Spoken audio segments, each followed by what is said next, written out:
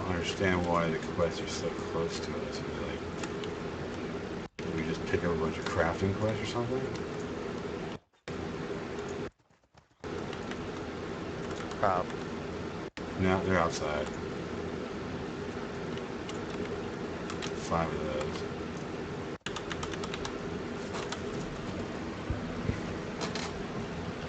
Are the servers all PvP? So, what it is, Paul, is every server is a huge open world, right? There's 3 continents. In the northern continent, oh, is that a guard helping you, Adam? Yeah. Dude, that's so cheap. Okay, so Paul, every server, there's 3 continents, huge ocean, right? The northern continent is complete free-for-all, like just fucking Nukeville, right? There's a couple of small quest things there, but it's mostly all player-built housing, player-built cities. It's mostly like free-for-all. The 2 southern continents, when you make a character, you gotta make an elf or a Nuai, which is the first 2 character portraits that you'll see. There'll be 4 pictures that you see when you're picking what race or whatever. The first 2 you can pick. Those guys spawn on the west continent. The other 2 characters spawn on the east continent. So right off the bat, there is an enemy opposing faction. If you pick one of the other 2 races and spawn the east continent, then you're not, friends with our continent or whatever. So anyhow, so the 2 southern continents, if you kill people in areas that are not hostile or whatever, they can report you like via the criminal point system or whatever. And you can like accumulate so many points and then it's like an issue or whatever. So to answer your question, like the ocean and the northern continent are free for all. The southern continents you can PvP, but there's consequences sort of. And also in the southern continents, there's areas, like high level areas, that get flagged.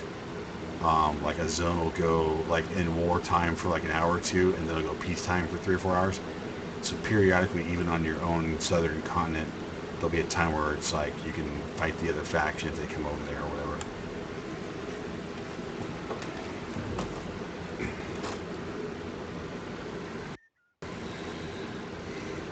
You'll figure it out.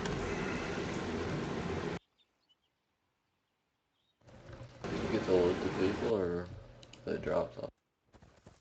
I do not know.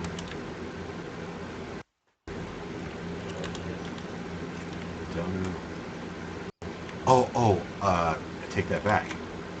Okay, so when you have a boat, it takes a bunch of materials to make it, but basically from then on, it's kind of like a mount. You kind of like summon it and then like desummon it, right?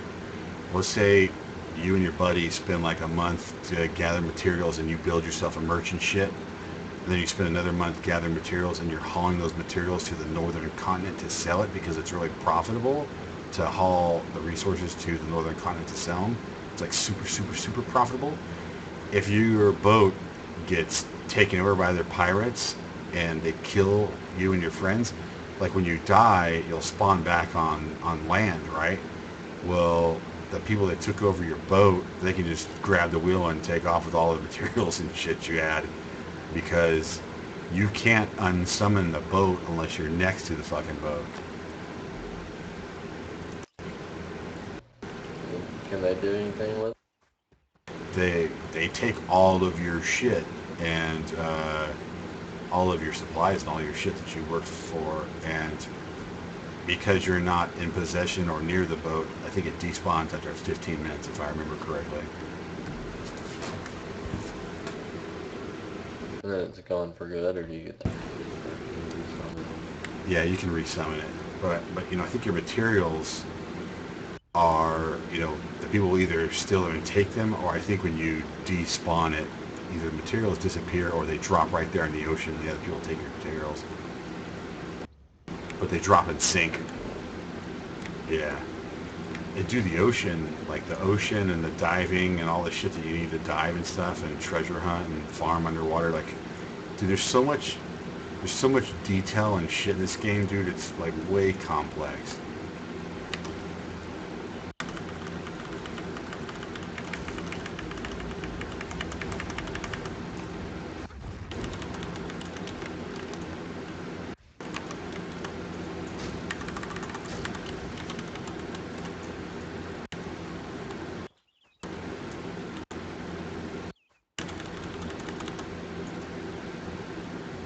Alright, I'm getting tired. Give up.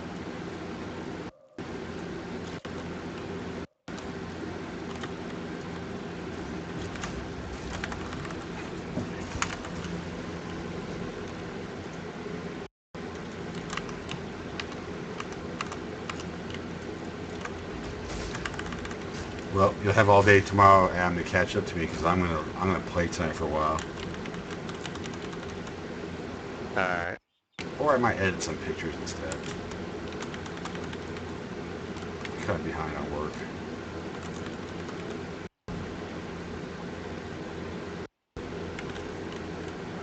Alright, I'm going to bed. Alright, dude, I'll catch you tomorrow. I'll be on. Alright, dude. Nothing says celebrating your country's birthday like playing a Korean MMO. Yeah. Taking all the money offshore out of the community. Yeah.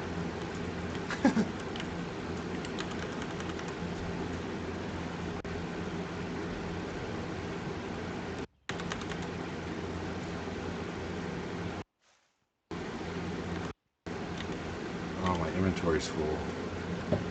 Jesus Christ.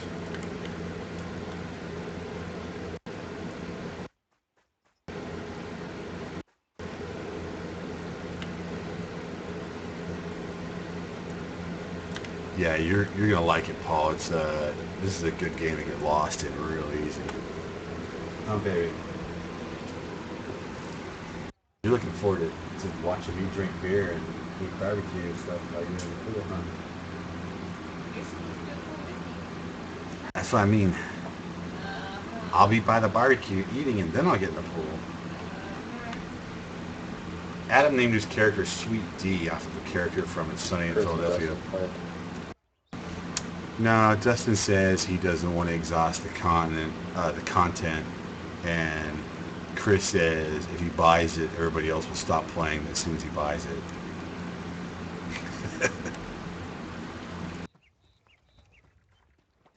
Why you say that? Because he seems to think that's how all the games go.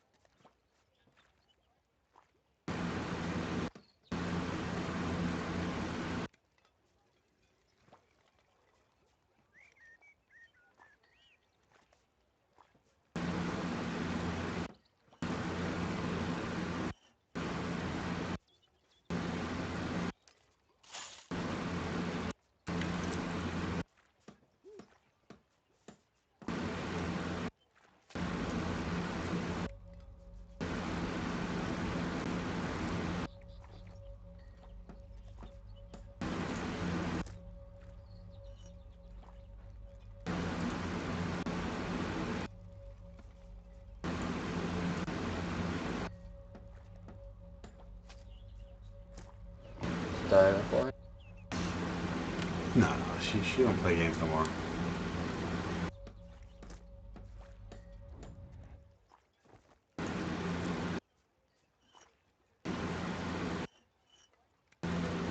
We have an English guild that we play with. Is it British? No, I mean it's like Americans. There's a whole bunch of people that speak English.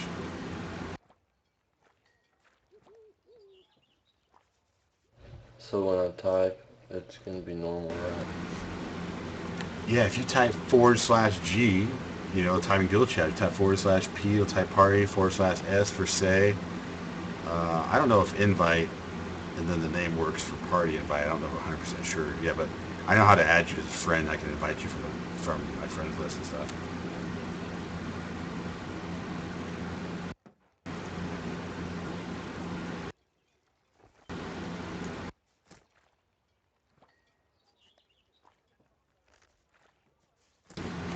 So let me give you some examples. So, just like every other game, like you go up to a quest guy and he's got an exclamation mark, right? And you click on him and he shows you like how much money you get and what, you know, weapons or armor you should get, right? You just hit the left button, or like, you know, the left button is yes, so you just hit the left button for yes for accepting the quest, and then it'll put a little dot on your map or whatever, telling you where it is. Are you watching my stream? It'd be easier to explain it to you that way, or no?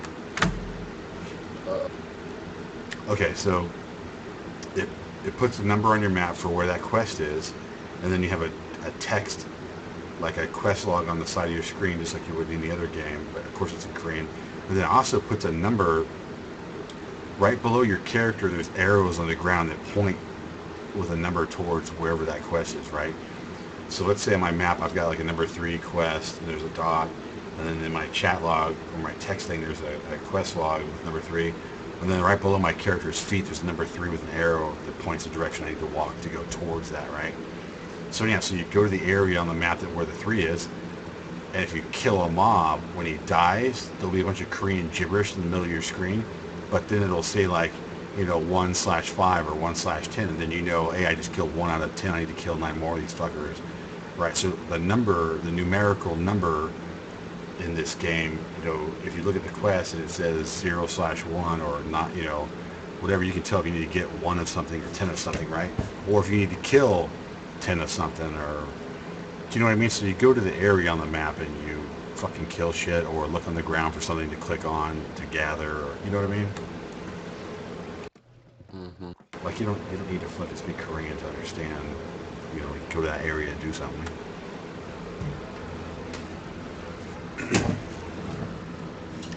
And like the F button comes up all the time, so every time you kill something, you just hit the F button real fast to loot the body on the ground, and then when you go into town by the quest guy, you hit the F button to open the log, you know, to open up the dialogue to get the quest and shit. And when you go by a vendor, you hit F to open the vendor window up. And vendors, the first window when you hit F is the shit they have, you know, for you to buy. And at the top of that window, there's another tab that you click on, and then there's a blank screen, and that's where you know, you can right click and put, you know, put shit in there to sell. You know, like it's you know, it's the same as any other MMO, it's just in Korean.